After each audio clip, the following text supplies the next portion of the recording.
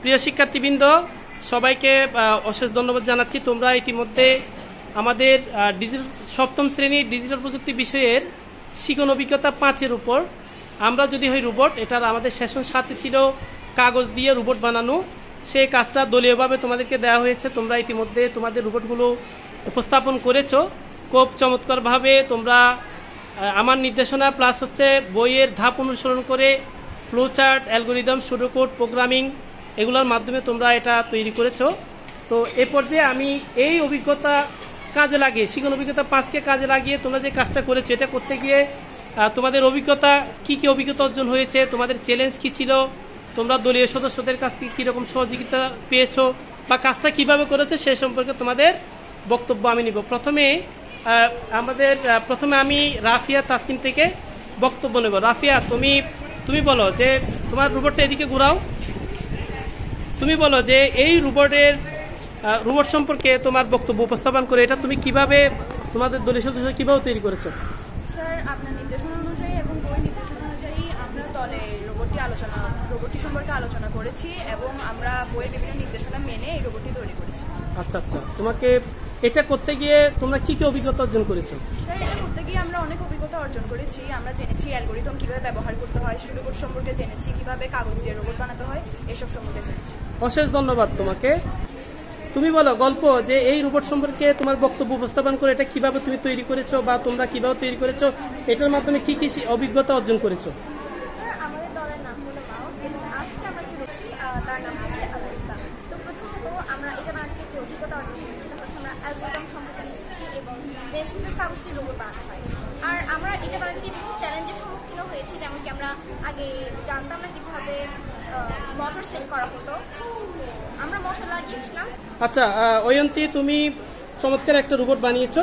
এই রোবটটা কিভাবে তৈরি করেছো এবং আমাদের শিখন অভিজ্ঞতা 5 অনুযায়ী এটা করতে গিয়ে কি অভিজ্ঞতা অর্জন করেছো বা কি চ্যালেঞ্জের মুখোমুখি হয়েছে একটু উপস্থাপন করো সংক্ষেপে। আমরা এই রোবটটা নির্দেশনা অনুযায়ী এবং অ্যালগোরিদম কিভাবে ব্যবহার করতে সেটা জেনেছি।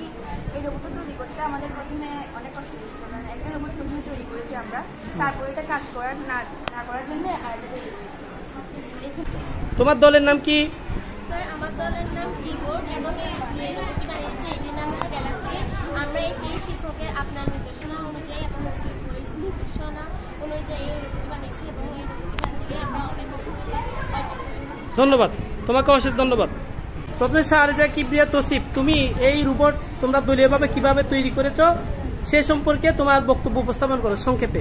স্যার, আমরা এই রোবট তৈরি করার আগে স্যার দলগতভাবে বসে এই রোবটটা কিভাবে তৈরি করবো সেটা অ্যালগোরিদম তৈরি করছি এবং সেটা স্যার পরবর্তীতে আমরা গ্রামের মাধ্যমে জোড়া লাগিয়ে সেটা আমরা স্যার তৈরি করছি বইয়ের নির্দেশনা অনুযায়ী। আচ্ছা, ধন্যবাদ তোমাকে। সপ্তম শ্রেণীর গ শাখা ভূগোল নামক দলের দলনেতা হয়ে আমার রোবট সম্পর্কে, আমি যে রোবটটি বানিয়েছি সেই সম্পর্কে উপস্থাপনা করছি। তোমার অভিজ্ঞতা? হ্যাঁ, উপস্থাপনা করছি। আমি আমার মাননীয় শিক্ষক শহীদুল্লাহ কায়সার স্যার ও আমার সপ্তম শ্রেণীর বই ডিজিটাল প্রযুক্তির নির্দেশে একটি রোবট বানিয়েছি। তোমরা তো দলীয়ভাবে একটা রোবট তৈরি করেছো, তুমি কোন দলের দলনেতা? তোমার দলের নাম বলো। আমার নাম মারা রহমান উসবা, আমি গ্রুপ মনিটরের দলনেতা।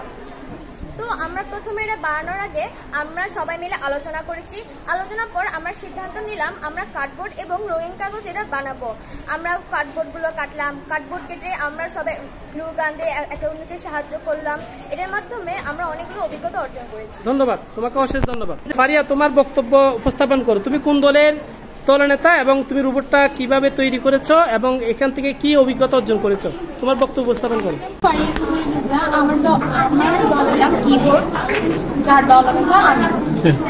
আমরা প্রথমে গ্রুপ ভিত্তিক বসে কিভাবে তৈরি করবো তা আলোচনা করেছি এবং সিদ্ধান্ত নিয়েছি আমরা ককশিট এবং রঙিন কাগজের মাধ্যমে এটি তৈরি করব।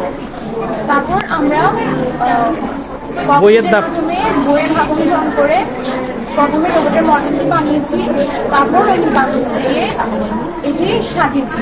ধন্যবাদ।